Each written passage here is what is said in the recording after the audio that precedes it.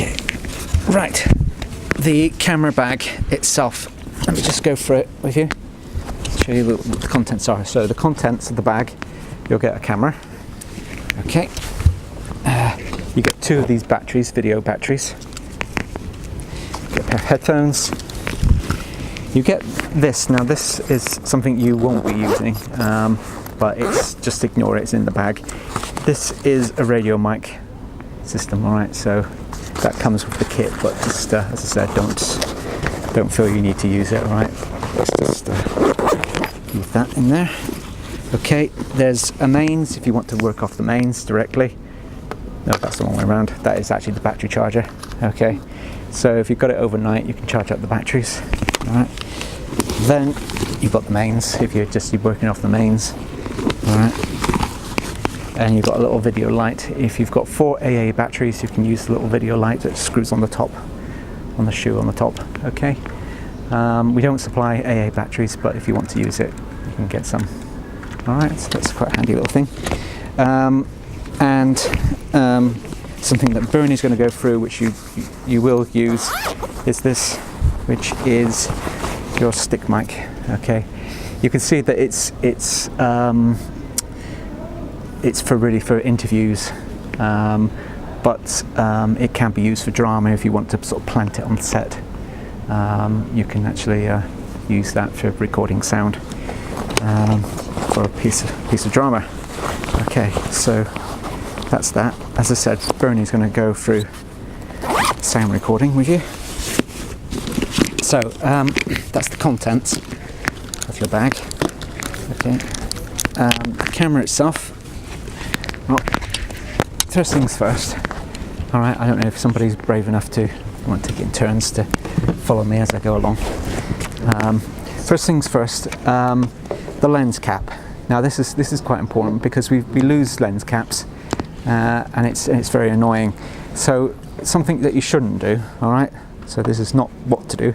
Okay, is take the lens cap off and do this.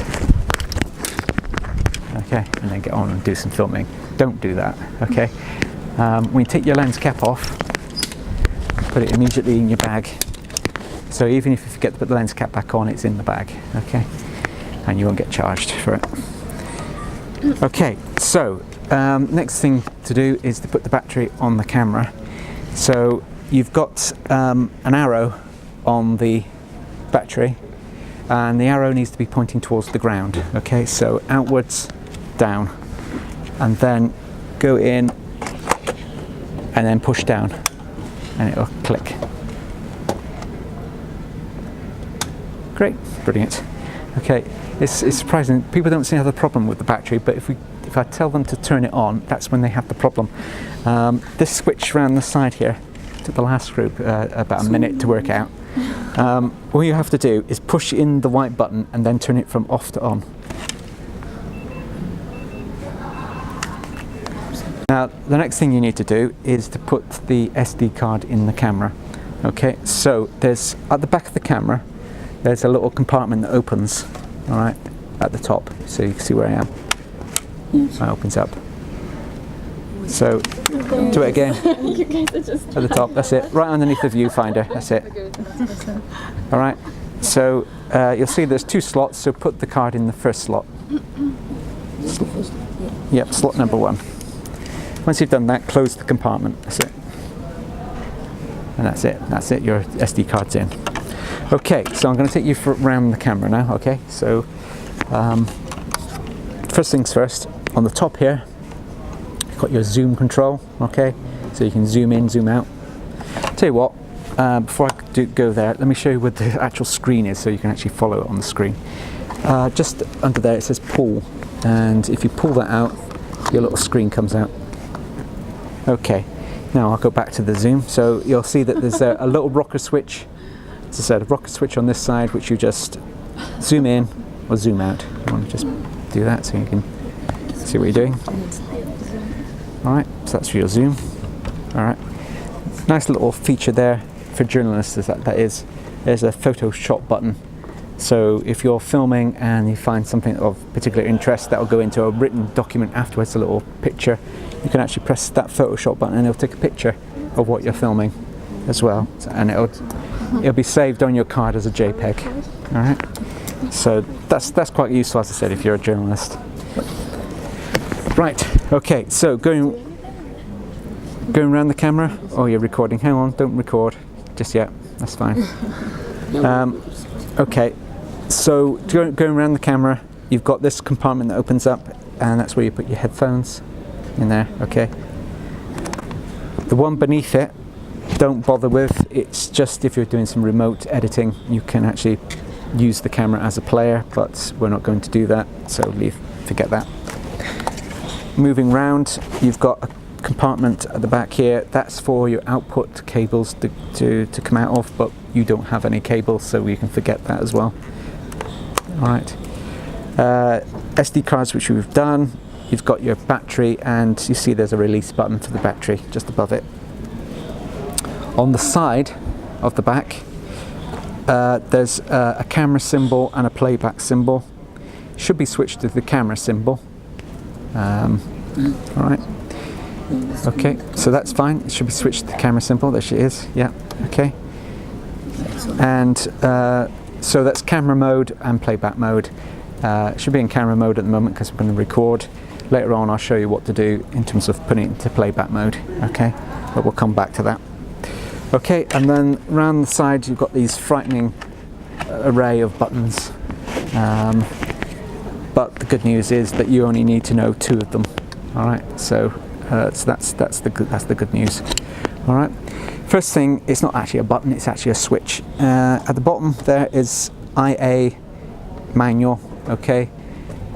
You've got a choice of putting the camera into auto mode or into manual mode, and we're going to leave it in auto mode. Okay. Now, when I say auto mode, there's 3 main functions of the camera which we're switching to auto, and that is white balance, exposure, and focus. All right. In the past, if you had an older camera,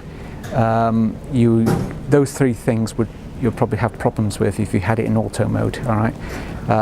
If you're in an area like this where there's low hanging lights which are quite yellowish, your auto white balance would find it very hard to adjust and get a correct white balance, color balance. But these cameras are quite intelligent.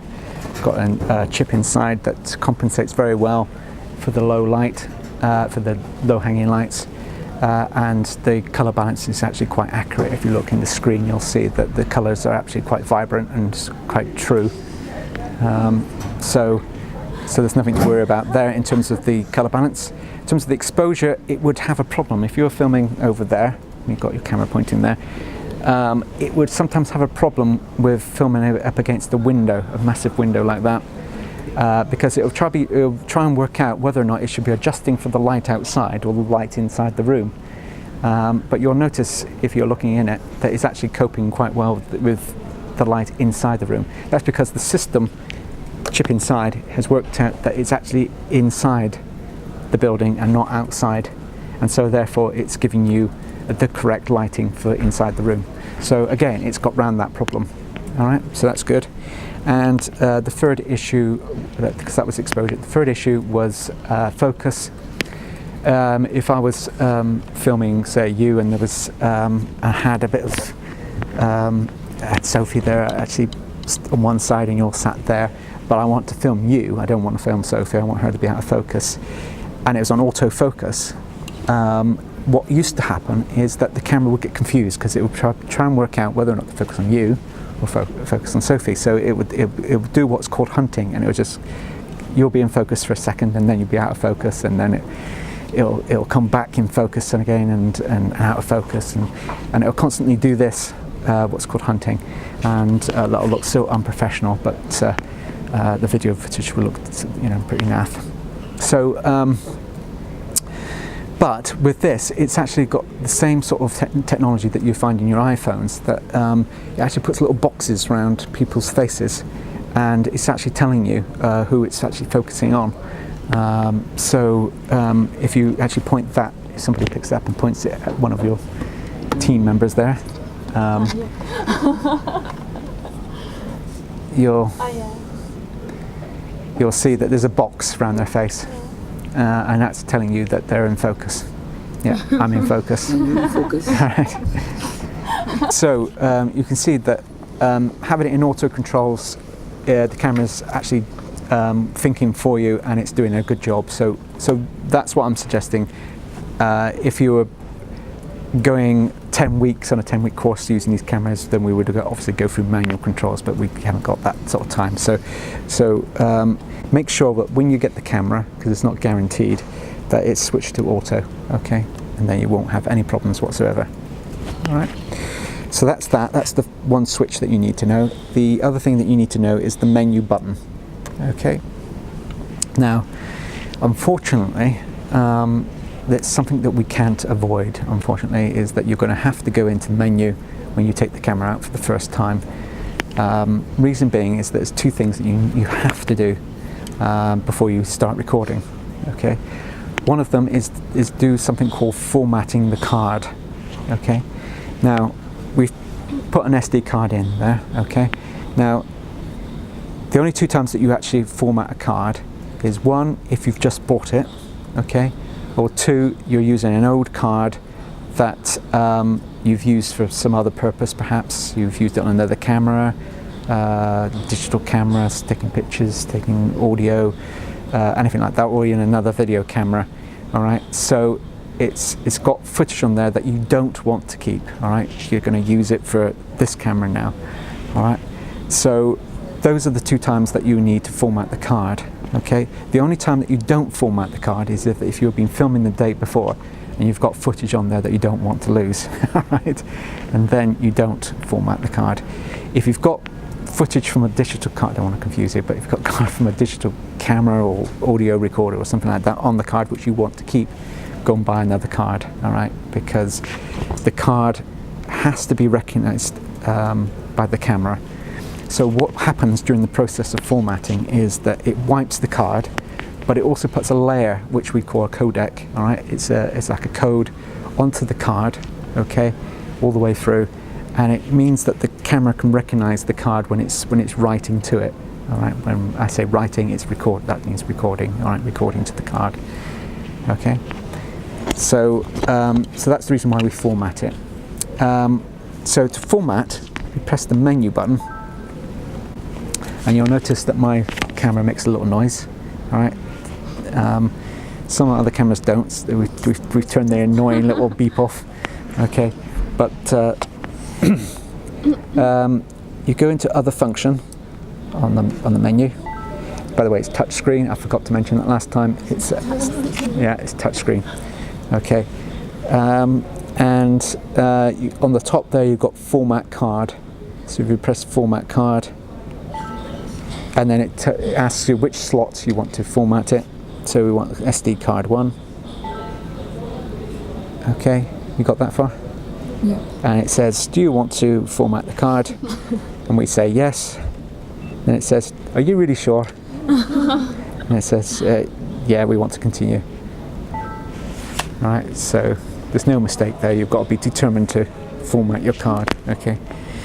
So formatting now, getting rid of the last group's useless footage that they've put on there. All right, and it's finished. Okay, exit.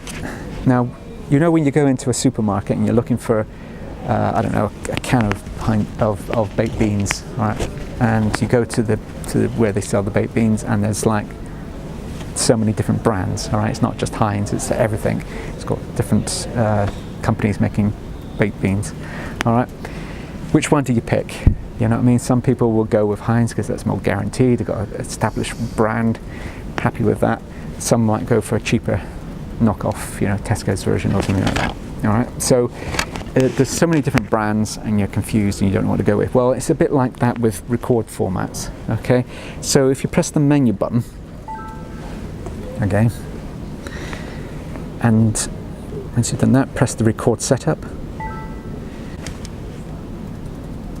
Okay, and at the top of the list is record format.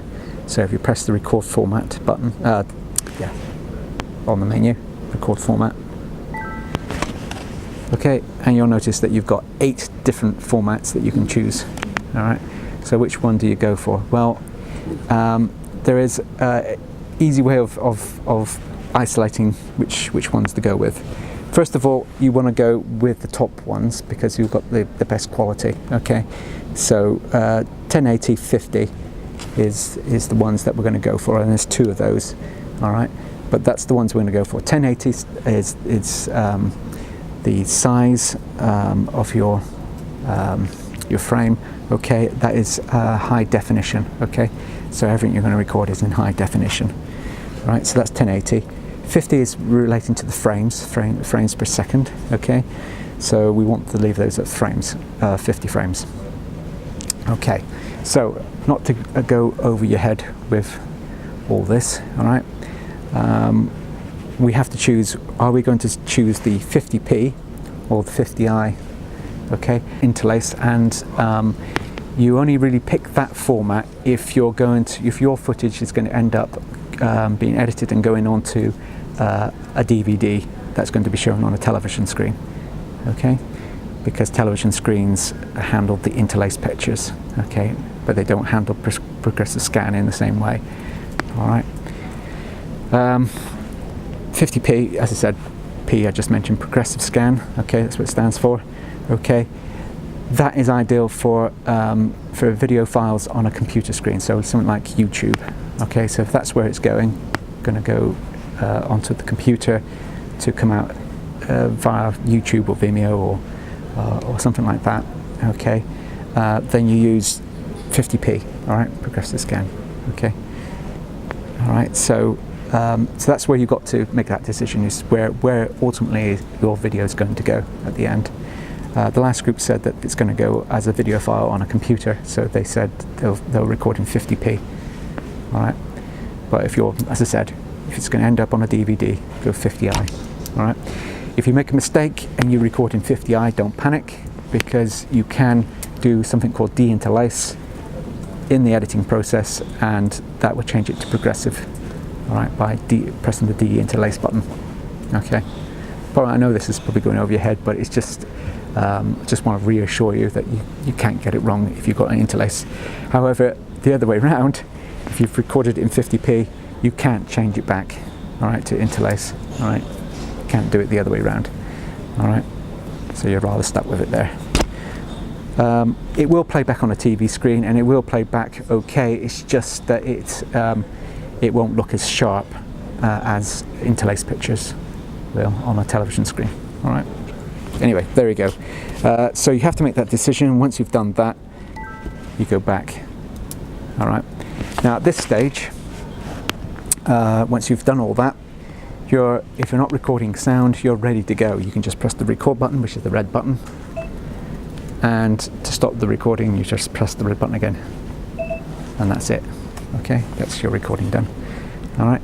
Now, as I said, that's without sound. Okay.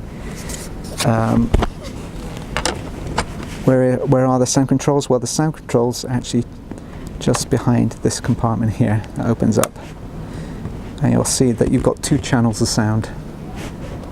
Okay,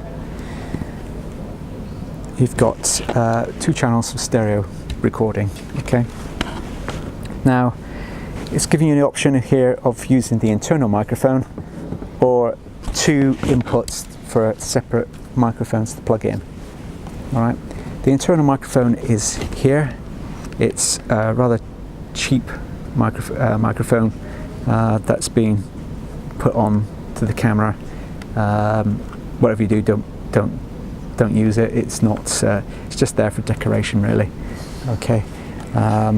It's what you need to be using is a separate microphone which you plug in, and it's giving you two inputs. You've got input 1 and you've got input 2, and you'll see as you have a look closely, you'll see that there's input 1 is on channel 1, but it's not on channel 2.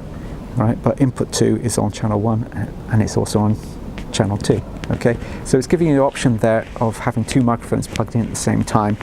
You can plug channel 1 to input 1 for one microphone, and the second channel to input 2 for the second microphone, so you can have two microphones going on, giving you stereo recording.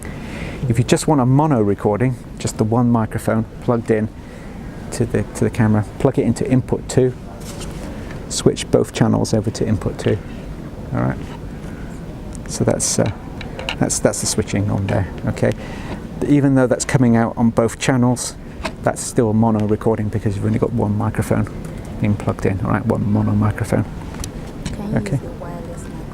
You can use the wireless microphone if you want to. There is one in the bag. I'm not going to go through that with you today. But you could ask Bernie when he comes down to do the sound part of the session. All right, and you can go through. But you will use the stick microphone, which, as I said, will plug into one of these inputs on the side. But Bernie's going to go through that side of the sound with you. The other thing that you need to know is that there's some switches on top. Okay.